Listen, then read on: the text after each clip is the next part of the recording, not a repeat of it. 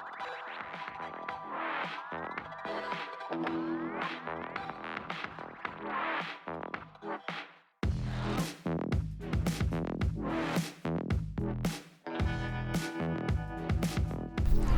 guys, mari kita mulai ibadat kita hari ini. Kita akan nyanyikan lagu yaitu Berkat Kemurahan.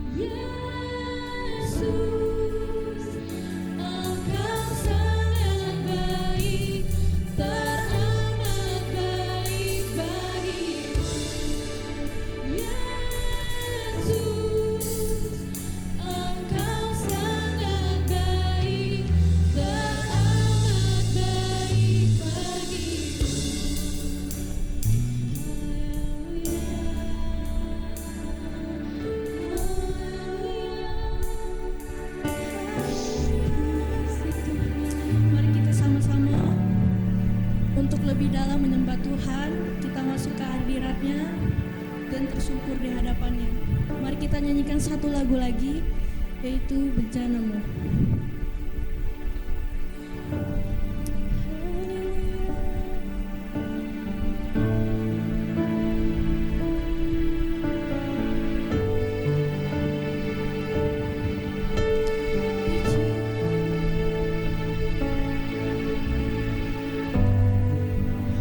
Kekuatan di jiwaku, kata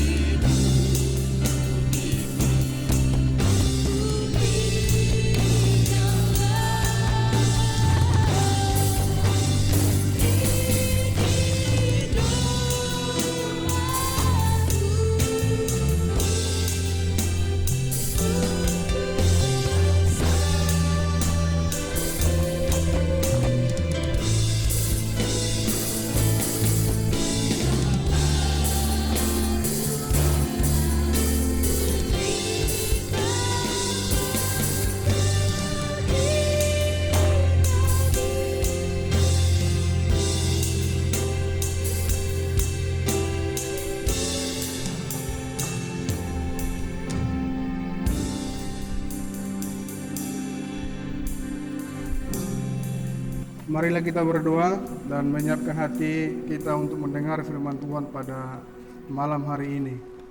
Dalam nama Tuhan Yesus Kristus, kami bersyukur dan berterima kasih kepada Tuhan karena Tuhan memelihara kami, Tuhan menjaga, melindungi kami sampai saat ini Tuhan. Anak-anak muda yang datang pada malam hari ini, terima kasih untuk pertolongan, penyertaan-Mu dalam kehidupan mereka Tuhan. Terima kasih Bapa di surga, kami membuka hati kami dan membuka pikiran kami Tuhan. Dalam nama Tuhan Yesus Kristus kami berdoa, amin. Shalom kaum muda yang dikasihi oleh Tuhan. Salam sehat bagi kaum muda. Puji Tuhan bisa bertemu kembali dalam ibadah kaum muda pada malam hari ini. Dan malam hari ini kita bicara tentang bertekun dalam doa. Dalam Roma pasal 12 ayat 12 demikian firman Tuhan, bersukacitalah dalam pengharapan, sabarlah dalam kesesakan, dan bertekunlah dalam doa. Sekali lagi saya bacakan untuk kaum muda yang dikasihi oleh Tuhan. Bersukacitalah dalam pengharapan, sabarlah dalam kesesakan, dan bertekunlah dalam doa.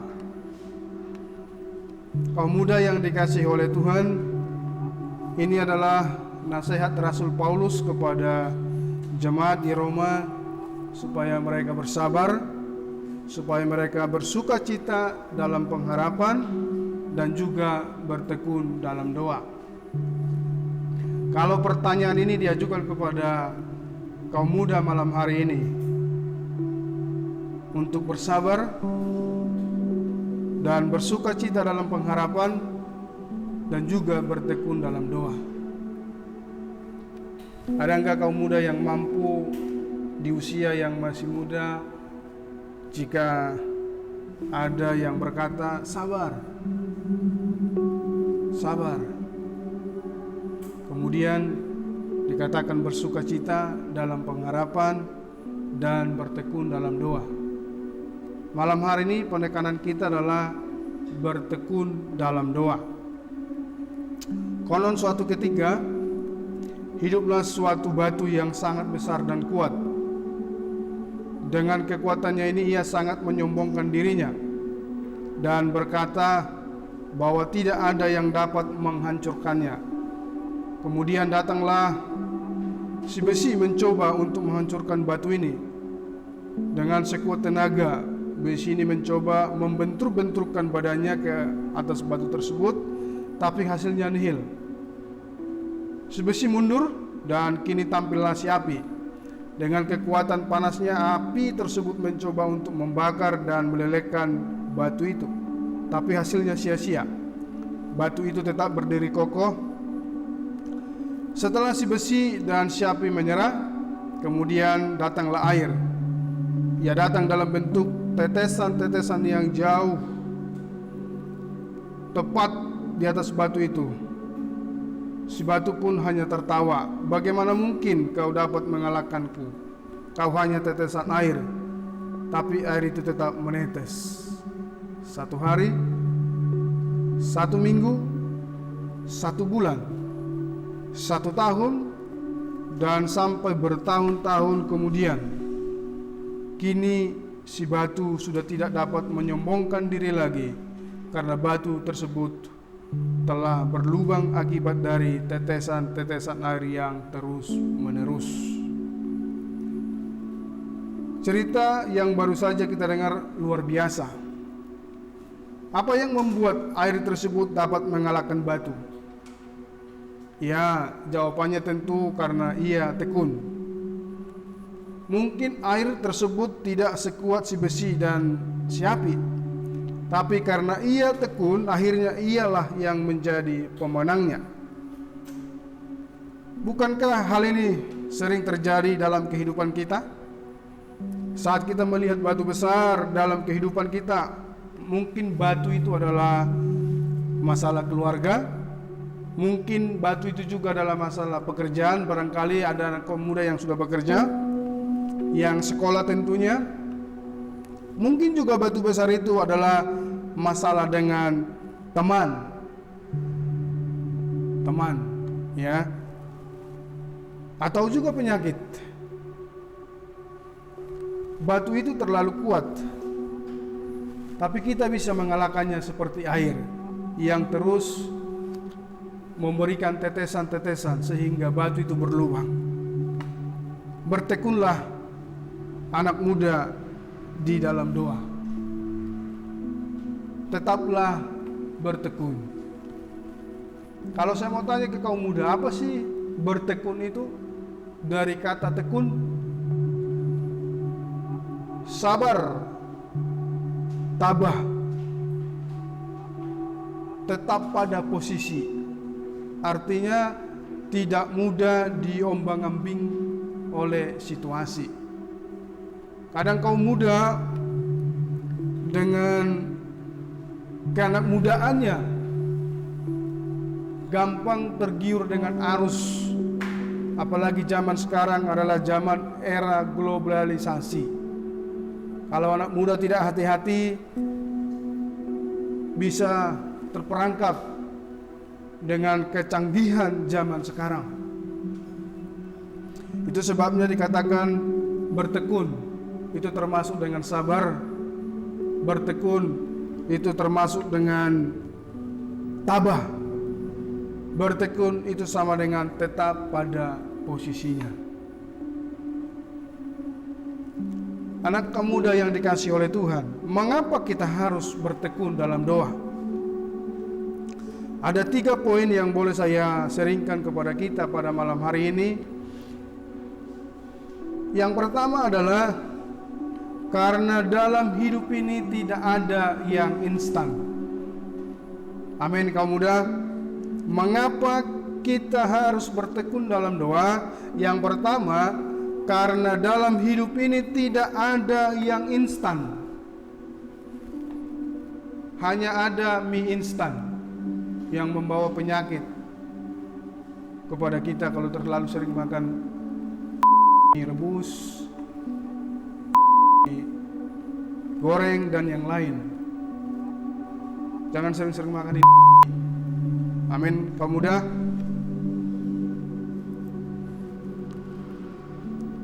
Harus dari dasar. Kalau kita sekolah dan tidak ada yang langsung kelas 6, dimulai dari sekarang ada PAUD, kemudian ada TK, kemudian kelas 1, kelas 2, kelas 3, dan selanjutnya. Di dalam kita sekolah tentu ada masalah, rasa boring, apalagi diperhadapkan dengan ujian. Tapi puji Tuhan ya anak kaum muda, dengan situasi pandemi atau dengan menteri kita yang baru, sekarang sekolah nggak ujian lagi, langsung lulus. Juan dari TK jadi kelas 1 SD dan sebentar lagi akan kuliah. Letisa kelas 1 langsung kelas 2, nggak diuji. Saya tidak mengerti bagaimana program pendidikan di bangsa ini nanti. Mungkin juga anak-anak kaum muda ada di sini yang langsung lulus tanpa ujian akhir. Karena itu memang mungkin diprogramkan oleh pemerintah. Tapi apapun alasannya sebenarnya bahwa hidup ini mesti bertahap. Hidup ini harus step by step. Selangkah demi selangkah. Tidak ada yang instan. Ya. Harus belajar. Harus belajar. Yang kedua, mengapa kita harus bertekun dalam doa? Karena ada harga yang harus dibayar. Hidup ini adalah perjuangan, teman-teman. Hidup ini adalah perjuangan anak kaum muda. Tanpa perjuangan, kita tidak berarti apa-apa. Yesus saja yang kita sembah juga ada harga yang harus dibayar untuk menebus jiwa kita. Bahkan dia bayar dengan harga yang lunas. tidak berhutang dengan pengorbanannya di kayu salib. Beberapa minggu yang lalu atau hari yang lalu kita memperingati hari kenaikan Yesus Kristus ke surga. Dan ini adalah masa-masa penantian pencurahan Roh Kudus 10 hari setelah dia naik ke atas. Jadi ada harga yang harus dibayar dalam hidup kita. Kalau kita mau sukses, kalau kita mau berhasil dalam sekolah kita, dalam perkuliahan kita, dalam pekerjaan kita, kita harus membayar harga. Membayar harga dengan apa? Dengan bertekun di dalam tugas dan tanggung jawab yang sedang kita emban, baik di sekolah maupun di dalam pekerjaan kita dan di tempat-tempat yang lain. Kalau anak muda di tempat ini mungkin masih banyak yang sekelas SMA. Harga apa yang harus dibayar? Adalah belajar. Belajar dan belajar dan belajar. Menuntut ilmu. Nah, itu harga yang harus dibayar.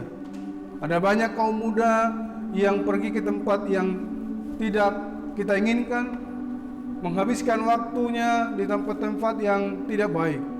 Tapi bagi kita orang percaya, bagi kita anak Tuhan, kita harus membayar harga. Amin. Harus membayar harga.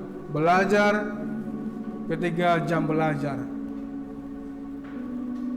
Ibadah youth ketika kita ibadah youth. Tapi anak-anak muda di sini saya lihat jarang yang absen ya. Semua rajin. Semua pelayan. Bahkan sudah melayani di kebaktian umum, ada yang singer, ada yang pemain musik, ada yang OHP, apalagi sekarang ini apa nama istilahnya nih? Ada yang studio, mempersiapkan studio dengan baik. Puji Tuhan, ya. Jadi sudah mengerti harga yang harus kita bayar, yaitu bertekun dalam tanggung jawab, apalagi di dalam doa. Yang ketiga adalah mengapa kita harus bertekun dalam doa? Supaya selalu menaruh harap hanya kepada Yesus, bergantung sepenuhnya kepada Tuhan. Memang mengenai jawaban doa, itu adalah kedaulatan Tuhan. Itu adalah kairosnya Tuhan. Itu adalah urusannya Tuhan. Yang menjadi tanggung jawab kita adalah bertekun di dalam doa, di pagi hari, di siang hari, di malam hari, atau kapan saja. Kita tidak terikat dengan waktu untuk berdoa. Kita kapan saja bisa berdoa, setiap saat bisa berdoa.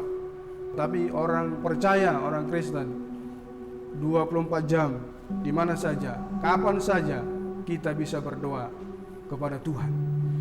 Yang menjadi pertanyaan adalah, sudahkah kita bertekun dalam doa? Sampai kita melihat jawaban doa kita yang kita naikkan itu kepada Tuhan. Anak kaum muda yang dikasihi oleh Tuhan, apa yang menjadi cita-citamu? Ada barangkali yang bercita-cita menjadi dokter dan yang lain. Ya. Bagus. Itu luar biasa. Nah, untuk mencapai cita-cita kita, tidak ada salahnya kita bawa di dalam doa dan kita tekuni dari sejak dini untuk kita membawa impian kita, cita-cita kita itu kepada Tuhan. Percayalah. Jadi sebenarnya doa itu dijawab oleh Allah. Dijawab oleh Allah. Jadi tidak ada doa yang tidak dijawab oleh Allah yang sesuai dengan kehendaknya. Tentu kehendak Tuhan tidak perlu saya jabarkan. Yang sesuai dengan kebutuhan kita, bukan dengan keinginan kita. Jadi harus dibedakan mana kebutuhan, mana keinginan. Keinginan daging itu biasanya menjurus kepada hal-hal yang negatif. Tapi jika kita berdoa sesuai dengan kebutuhan kita, masa iya Tuhan yang kita percaya, yang firman Tuhan katakan Dia bersama-sama dengan kita, bahkan Dia ada di dalam kita, pasti Dia akan menjawab doa kita. Nah, kamu muda yang dikasihi oleh Tuhan, renungan yang singkat yang saya sampaikan malam hari ini sesuai dengan tema yang baru saja kita baca. Bertekunlah dalam doa. Apa yang menjadi cita-citamu, apa yang menjadi keinginanmu, apa yang menjadi harapanmu, bawalah itu di dalam doa. Sekali lagi, mengenai jawaban doa, itu adalah kedaulatan Tuhan, haknya Tuhan. Tugas kita adalah kita tetap merendahkan hati di hadapan Tuhan dan bertekun di dalam doa. Puji Tuhan, anak pemuda yang dikasihi oleh Tuhan, biarlah firman Tuhan ini jatuh di hati kita yang subur, yang menghasilkan buah yang berlipat kali ganda, dan kita bisa mematuhi firman Allah dan melakukannya. Marilah kita berdoa. Dalam nama Tuhan Yesus Kristus, inilah firman yang hamba boleh sampaikan di kaum muda pada malam hari ini Tuhan, di mana kami bertekun di dalam doa. Sabar, tabah, tetap pada posisi kami Tuhan. Kami tidak mau diombang-ambingkan oleh arus apapun dalam dunia ini. Kami tetap mau bertekun di dalam doa dan mengasihi Tuhan. Terpujilah Tuhan. Dalam nama Yesus kami berdoa. Amin.